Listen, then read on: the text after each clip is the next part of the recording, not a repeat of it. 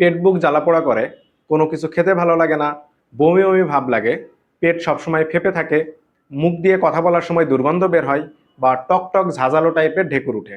এর সমাধান কি?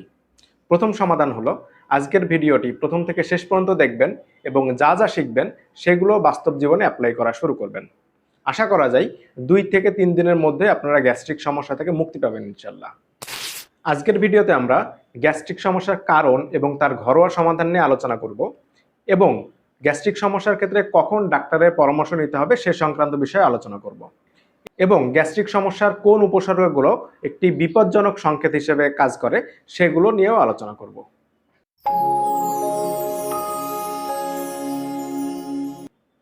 সাধারণ ভাষায় যেটাকে গ্যাস্ট্রিক বলে, মেডিকেলের ভাষায় সেটাকে বলে গ্যাস্ট্রো ইসোফেজিয়াল রিফ্লাক্স ডিজিজ বা জার্ড। কিছু নিয়ম মানলে ঘরে বসেই এর সমাধান করা যায়। অনেক সময় গ্যাস্ট্রাইটিস বা আলসার এগুলোকেও সাধারণ ভাষায় গ্যাস্ট্রিক বলে। তবে আজকের ভিডিওতে আমরা গ্যাস্ট্রাইটিস বা আলসার এই সংক্রান্ত বিষয়ে আলোচনা করব না। আজকে আমরা জার্ড নিয়ে আলোচনা করব। আমরা পার্ট 2 তে আলোচনা করব গ্যাস্ট্রাইটিস বা আলসার নিয়ে। জার্ড বা গ্যাস্ট্রো ইসোফেজিয়াল রিফ্লাক্স ডিজিজকে অনেক সময় অ্যাসিডিটি বা গ্যাস্ট্রিক বা অ্যাসিড রিফ্লাক্স বা হার্টবার্ন অনেক নামে ডাকা হয়। ঠিকমতো ঘুম না হলে, অতিরিক্ত পরিমাণ স্ট্রেসে থাকলে, বা মশলা জাতীয় খাবার বা তেল চর্বি জাতীয় খাবার বেশি খেলে টক টক বা ঝাঁঝালো টাইপের ঢেকুর উঠে। মনে হয় যে ভিতর থেকে পাকস্থলীর জিনিসপত্র সব বের হয়ে আসবে। এছাড়া পেট ফেপে থাকা, পেট বুক জ্বালাপোড়া করা, বা বমি বমি ভাব হওয়া, বা খাওয়া দাওয়া রুচি না থাকা, এগুলো সবই গ্যাস্ট্রো ইসোফেজিয়াল রিফ্লাক্স ডিজিজ বা জার্ডের লক্ষণ। আমাদের পাকস্থলী প্রতিনিয়ত হাইড্রোক্লোরিক অ্যাসিড নামে একটি শক্তিশালী অ্যাসিড নিঃসৃত করে। এই অ্যাসিডটি এতই শক্তিশালী যে এই অ্যাসিডটি যদি বের করে আপনার হাতের উপর ফেলা হয় তাহলে হাতটি সহজেই পুড়ে যাবে।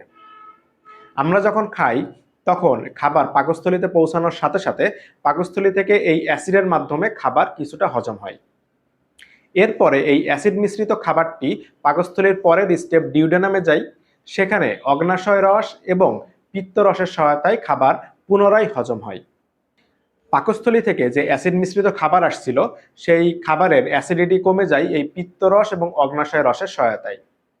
এটা হচ্ছে নর্মাল হজম প্রক্রিয়া।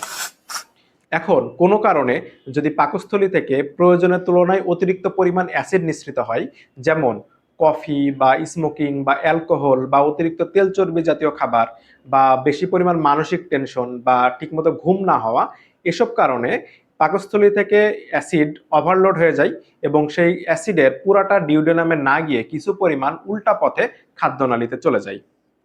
এছাড়া জীবনযাত্রার ভুল পদ্ধতি বা ঘুমানোর ভুল পদ্ধতির কারণেও অনেক সময় অ্যাসিড ডিউডেনামের দিকে না গিয়ে খাদ্যনালীর দিকে চলে যায়। গ্যাস্ট্রো ইসোফেজাল রিফ্লাক্স ডিজিজ এই কথাটাকে যদি আমরা ভাঙি, তাহলে গ্যাস্ট্রো মানে পাকস্থলী, ইসোফেগাস মানে খাদ্যনালী, রিফ্লাক্স মানে উল্টা পথে যাত্রা।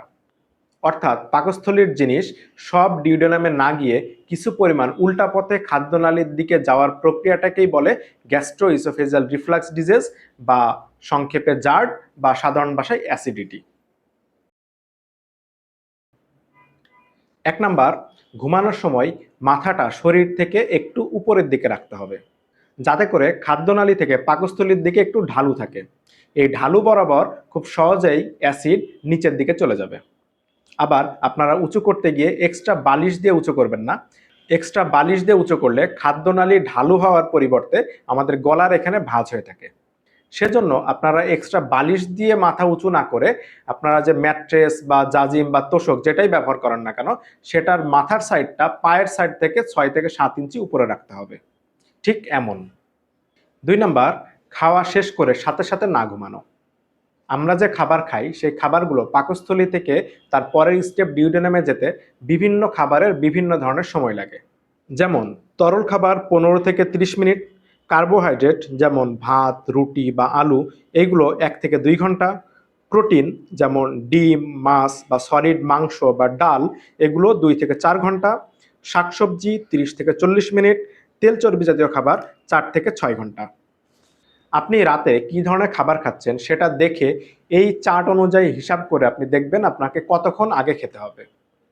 আপনি যদি রাতে তেল চর্বি জাতীয় খাবার না খান তাহলে ঘুমানোর মোটামুটি 3 ঘন্টা আগে খেলেই যথেষ্ট।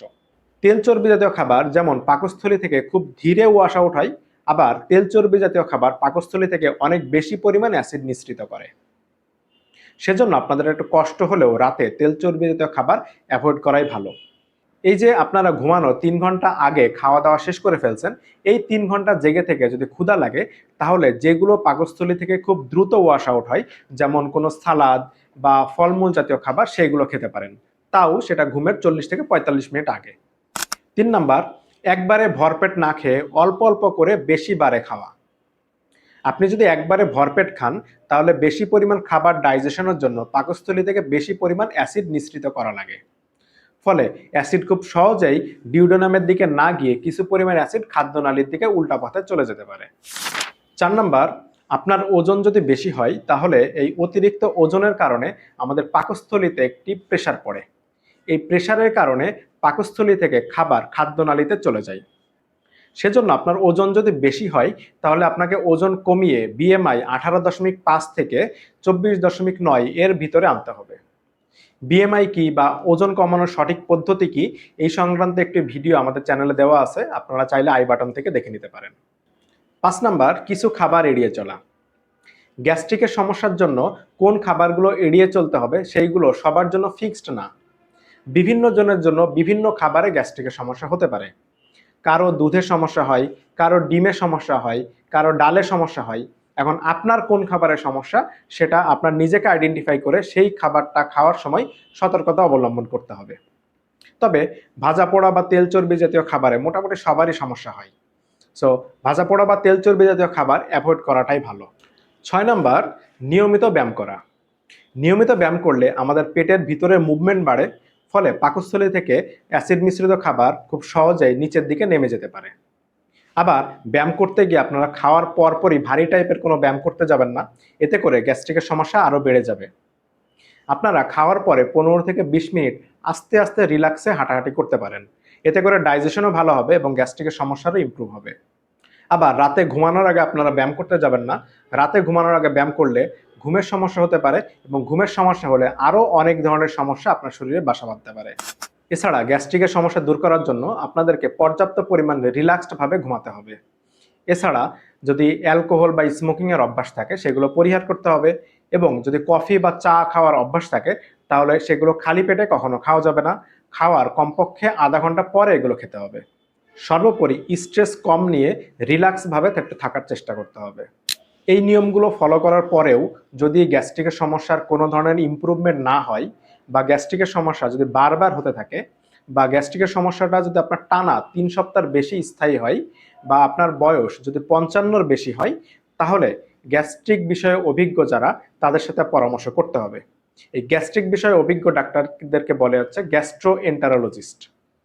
তবে আপনারা যদি গ্যাস্ট্রোএন্টারোলজিস্ট না পান, তাহলে একজন মেডিসিন বিশেষজ্ঞ বা ন্যূনতম একজন এমবিবিএস গ্রাজুয়েটের শরণাপন্ন হতে পারেন। আবার গ্যাস্ট্রিক সংক্রান্ত কিছু উপসর্গ আছে, যেগুলোকে অ্যালার্ম সিমটম বা বিপজ্জনক সংকেত বলে।